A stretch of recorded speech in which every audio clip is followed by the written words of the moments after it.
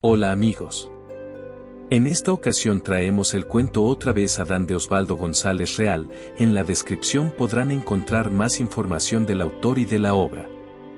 Esperamos que sea de su agrado y no olviden que este es el primer video del canal, por lo cual se lo podría considerar como el episodio piloto. Por tanto, esperamos su comprensión en cuanto a la baja calidad o errores que el mismo pueda tener. Sin más demora, empezamos. Otra vez Adán, de Osvaldo González Real. El tiempo es el polen del universo. Mahabharata. La Tierra es el infierno de otro planeta. Necronomicon. El cohete partió con un estruendo. A bordo de la nave, el Dr. Access, un hombre anciano, testigo de los comienzos de la nueva civilización, se ajustó los cinturones de seguridad y habló a los tripulantes. Esta es una misión muy delicada, dijo con seriedad. Debemos tener cuidado. Hay algo misterioso en relación con ese árbol. Circulan leyendas sobre su invulnerabilidad. Nuestros antepasados, por alguna extraña razón, no pudieron echarlo abajo, observó. Se ha convertido en un mito peligroso desde que las expediciones anteriores fracasaron. Nunca se supo realmente lo que pasó. Y esta vez trataremos de cortarlo con el láser o, en su defecto, lo destruiremos con un proyectil atómico. Después de escuchar al profesor con atención, uno de los especialistas en láser exclamó en tonos de suficiencia: Pierda cuidado, Dr. Access. Las nuevas cortadoras son insuperables. No hay nada sobre la faz del planeta que las pueda resistir. Nuestros antepasados del año 2000 quizá eran muy supersticiosos, o tal vez sus sierras no eran suficientemente duras, añadió con una pequeña sonrisa. Puede ser, respondió el profesor, pero de todos modos, tengan cuidado con la radiación de los alrededores. No se olviden que hay desperdicios atómicos por todas partes. No sé si nuestros líderes estuvieron acertados al aislarnos en las ciudades, bajo las cúpulas, y contaminar al resto del planeta. Quizás el precio de la civilización, comentó para sí mismo. En cuanto a los semisalvajes que merodean esta zona, no creo que se atrevan a enfrentarnos.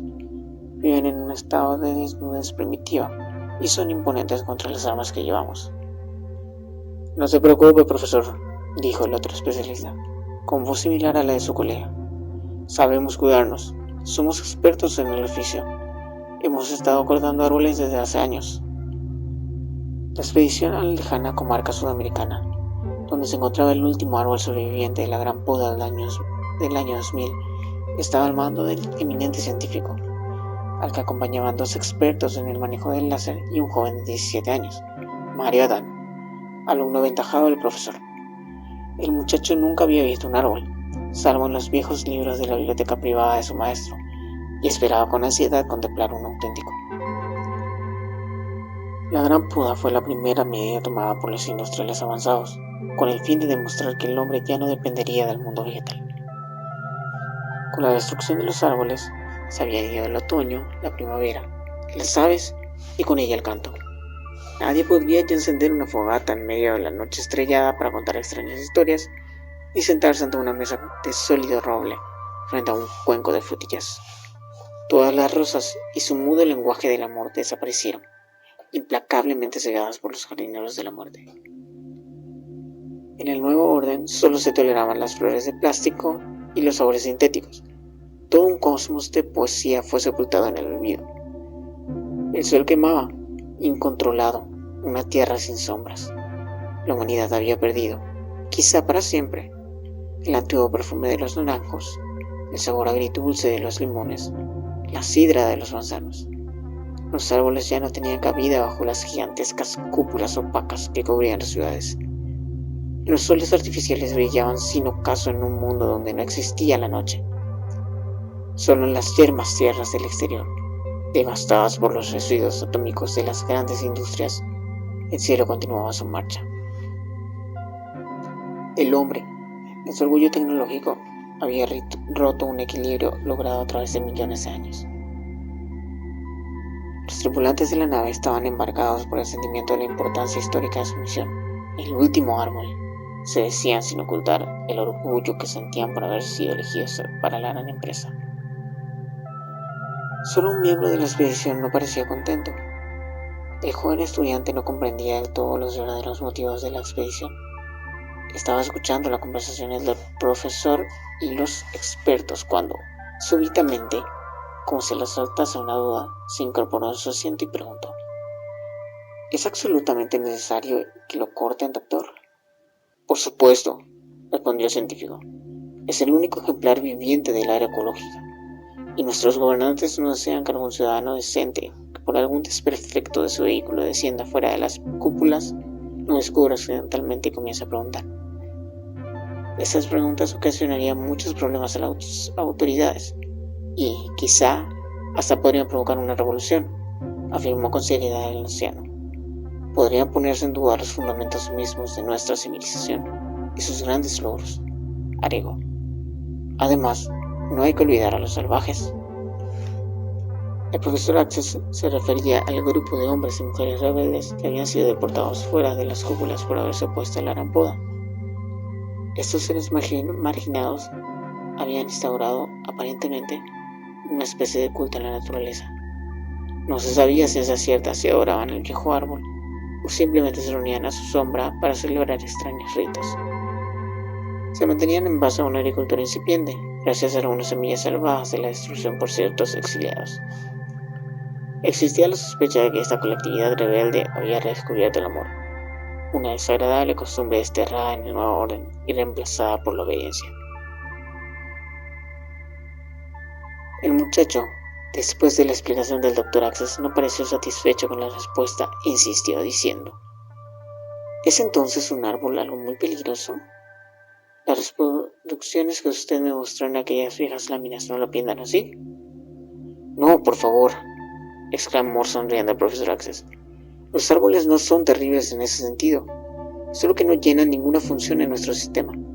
Antiguamente servían para algo, sus frutos eran comestibles y de la madera podían fabricarse objetos hermosos, pero también garrotes, lanzas y orcas. Se los usaba tanto para calentarse en invierno como para quemar brujas y herejes. Un dios antiguo fue crucificado sobre uno de estos troncos, remató el científico con aire de historiador. Ah, ya comprendo, dijo Mario con inocencia. Un árbol era algo que servía tanto para el bien como para el mal, y no como los elementos de nuestro mundo nuevo, que solo sirven para el bien, subrayó. Efectivamente, dijo complacido el jefe de la misión. El conocimiento de la diferencia entre el bien y el mal, y la posibilidad de elegir libremente, son atavismos ya superados. Solo pueden ocasionar problemas al perfecto funcionamiento de una sociedad que ha llegado a la tranquilidad absoluta, y de donde se ha desterrado el pensamiento por considerárselo innecesario, agregó ajustándose a las lentes. La interesante conversación fue repentinamente interrumpida por el piloto del cohete, quien anunció que ya se aproximaban a destino. Estamos sobrevolando la región que los antiguos llamaban Chaco, hizo notar el piloto. Nuestro objetivo se encuentra cerca de la confluencia de dos ríos, añadió con voz impersonal. La nave disminuyó considerablemente la velocidad y comenzó a descender en línea recta. El Dr. Access se acercó inmediatamente al telescopio de mando y observó cuidadosamente la región. Una tenue silueta se recortaba en medio de la llanura. El milenario ejemplar, que había resistido los embates de las tormentas y los repetidos intentos de destrucción de parte de varias expediciones, se mantenía aún en su sitio. Sí, tal como lo describen, allí está, dijo el profesor con cierta emoción. Todavía se yergue majestuosamente a pesar del transcurso de los siglos. Por estos mismos lugares moraban hace miles de años tribus casi prehistóricas que buscaban un soñado paraíso terrenal, la tierra donde no existía el mal, el Ubumaraú, como lo llamaban, concluyó el Dr. Access, haciendo alarde de su elección en lenguas arcaicas. Bajemos inmediatamente, ordenó el piloto.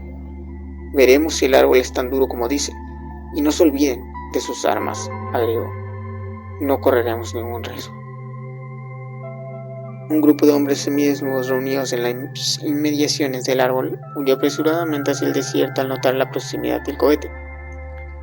La nave descendió suavemente a cierta distancia de su objetivo. Las ramas del árbol se estremecieron por unos segundos bajo el viento repentino generado por los motores. El sol, en el ocaso, se nubló por un instante en un torbellino de polvo. El primero en descender fue Mario. El joven caminó rápidamente hacia el lugar en que se encontraba el extraordinario ejemplar. Jadeante, se detuvo a unos pasos de distancia y luego se acercó despacio, asombrado, como ante la presencia de un dios desconocido. Mario contempló el árbol con su corazón adolescente y lo encontró hermoso. El grueso tronco, de durísima corteza, se alzaba hacia el cielo en una frondosa copa verde oscura de ramas flexibles y ondulantes. Abajo, sus fuertes raíces se introducían en la tierra como serpientes enfurecidas. Ver esta noble estructura mecerse el viento como un viejo navío con velas desplegadas fue para el joven un espectáculo maravilloso y único, una verdadera revelación. Mientras lo contemplaba, se sintió perturbado por una sensación extraña. Algo indefinible se expresaba en el fondo de su ser. Una marea sin nombre, y le susurraba palabras misteriosas y lejanas. El muchacho, extendiendo la mano, se acercó aún más al tronco y, casi temblando, lo tocó. Un súbito resplandor, como un relámpago, lo recorrió la sangre. Era como un fuego serpentino traspasando su cuerpo. Asustado, retrocedió, mirándose la palma de la mano como buscando alguna señal. Solo las líneas del destino que surcaban su piel parecían más claras y profundas. El joven, desconcertado, apretó el puño con fuerza y pensó que su imaginación estaba jugando una mala pasada. Un momento después sintió las pisadas del profesor que se acercaba. Ya lo has examinado de cerca, dijo. Parece que te ha impresionado bastante. Estás pálido. Miraba fijamente al muchacho. ¿Te sientes bien? Mario no respondió. Volviéndose a mirar la mano, se alejó como en trance en dirección al cohete. Bueno, parece que lo ha sorprendido un poco, se dijo el profesor. Sin embargo, mirándolo bien, es tan solo un árbol muy viejo que no se resigna a morir, pensó, mientras observaba el árbol con cierta compasión. Entretanto, los hombres encargados de cortarlo habían llegado al sitio donde se encontraba el doctor. Dirigiéndose a ellos, hizo un ademán hacia el nudoso árbol. Ahí lo tienen, examínenlo con atención. No me parece nada excepcional, creo que no tendrán problemas. Además, no hay rastros de sus adoradores. Los pobres deben estar muy asustados. No deben ver cohetes como el nuestro muy a menudo, comentó con un dejo de ironía. Los dos especialistas sonrieron y se acercaron al árbol con mirada profesional, como para medir su potencia. Después de un corto examen, uno de ellos se dirigió al profesor. Es un árbol antiquísimo. La madera parece casi petrificada. No creo, sin embargo, que resista nuestros aparatos, dijo con precisión. Aún así, nos llevará cierto tiempo cortarlo, observó su colega. Creo que será mejor hacerlo mañana. Pronto oscurecerá y no es prudente arriesgarnos, teniendo a sus adoradores en las cercanías. Tiene razón, esperaremos hasta mañana, respondió el doctor mirando al árbol una vez más. Es una lástima que tenga que desaparecer. Podría conservárselo como monumento a nuestro pasado. Mario, sentado en la escalerilla del cohete, intentaba en vano ordenar sus pensamientos y calmar su excitación. El árbol ejercía sobre él una oscura seducción. Ya no podía aceptar la idea de que lo fuesen a cortar. El muchacho había sucumbido ante los encantos secretos de la naturaleza y su prohibida hermosura. Viendo al joven tan ensimismado, el profesor se acercó a la escalerilla y, tomando a Mario por el brazo, le dijo: No te preocupes, hijo mío, los hombres lo guardarán solo mañana. Así lo podrás contemplar por más tiempo. Adivino que le tienes simpatía. Ahora regresemos a nuestro compartimento, que oscurece y la noche en estas regiones es bastante fría. El joven musitó algo ininteligible y levantándose siguió obediente a su maestro. Y esa noche, después de comunicarse con la base e informar sobre el desarrollo de la misión, el profesor y los demás tripulantes se introdujeron en sus literas y, debido quizá a la excitación y ansiedad ocasionadas por el trascendental viaje, pronto quedaron dormidos. El muchacho, por su parte, sabiendo que le sería difícil conciliar el sueño, se ofreció a hacer la primera guardia. Asaltado por oscuros presagios, se paseaba de un lado a otro, mirando constantemente a través de la enorme ventana de la nave en dirección al árbol, no pudiendo resistirse a su encanto. Allá, a lo lejos, se podían adivinar sus contornos, iluminados ligeramente por las luces exteriores del cohete. Mario comenzó a pensar que todo lo sucedido esa tarde había sido solo fruto de su imaginación exaltada, cuando creyó distinguir un raro resplandor proveniente de las ramas del árbol.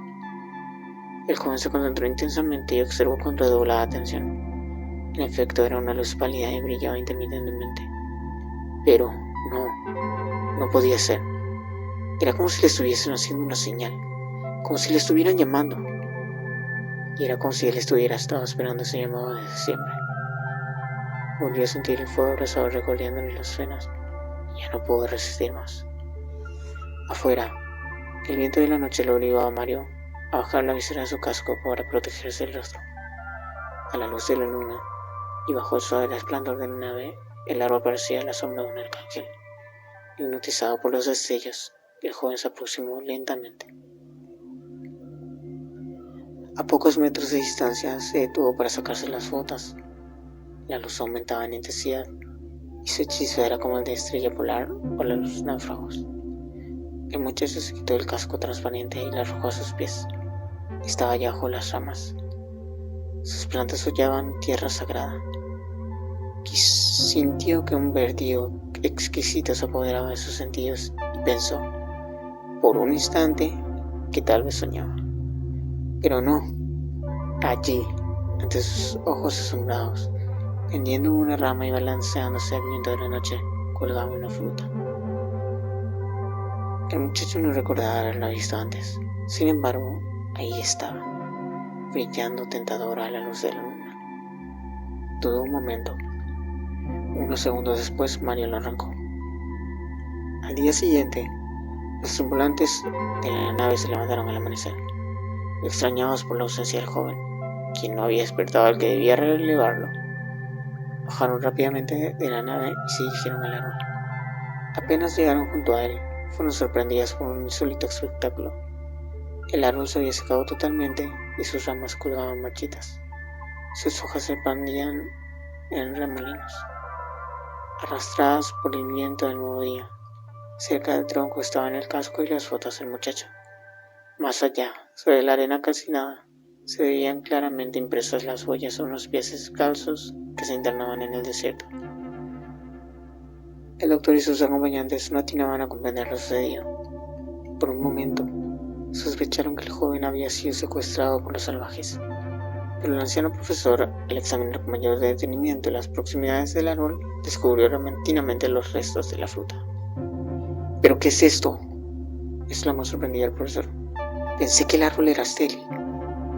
El doctor Access iba a seguir las huellas todavía frescas cuando se detuvo y, como tratando de alejar de la mente terrible recuerdo, perdido hacía muchísimo tiempo en los más remotos confines de la memoria, murmuró: No es posible, no por segunda vez, Dios mío. El profesor miró ansiosamente en dirección al desierto y luego, girando repentinamente sobre sí mismo, se dirigió apresuradamente a la nave. Los demás hombres, aún sin comprender, lo siguieron en silencio. Fin.